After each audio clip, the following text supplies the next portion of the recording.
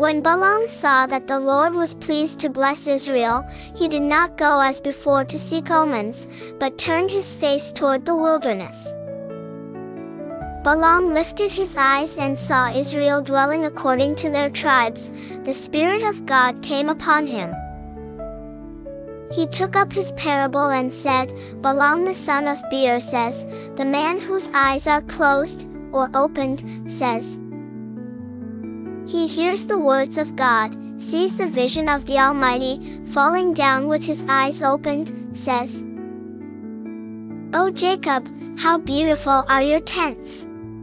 O Israel, how splendid are your dwellings!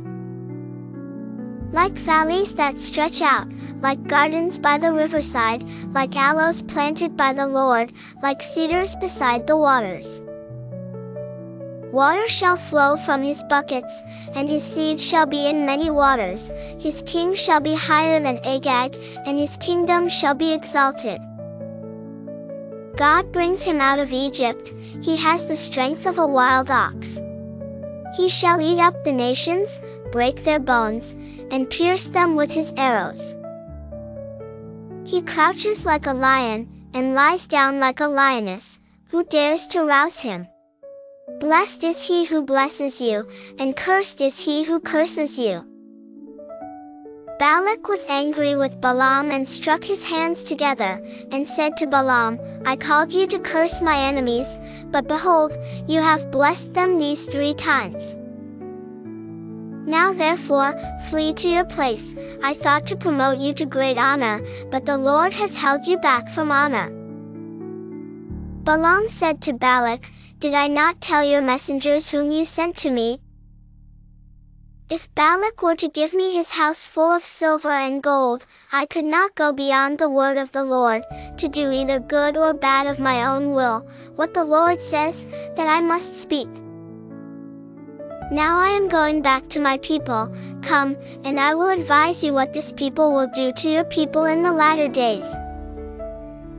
He took up his parable and said, Balaam the son of Beor says, the man whose eyes are closed, or opened, says, he hears the words of God, understands the purpose of the Most High, sees the vision of the Almighty, falling down with his eyes opened, says, I see him, but not now, I behold him, but not near. A star shall come out of Jacob, a scepter shall rise out of Israel, and crush the corners of Moab, and destroy all the sons of tumult. Edom shall be a possession, Seir also, his enemy's land. Israel shall do valiantly. One out of Jacob shall have dominion, and destroy the remains of the city. Balaam looked at Amalek, and took up his parable and said, Amalek was the first of the nations, but he shall be last to perish. Balaam looked at the Kenite, and took up his parable and said, Your dwelling is secure, and your nest is set in the rock.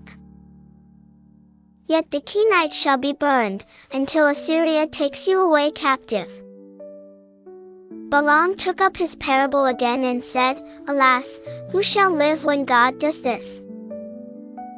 Ships shall come from the coast of Cyprus, and they shall afflict Assyria and afflict Eber, and he also shall be destroyed.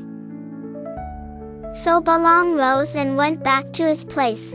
Balak also went his way.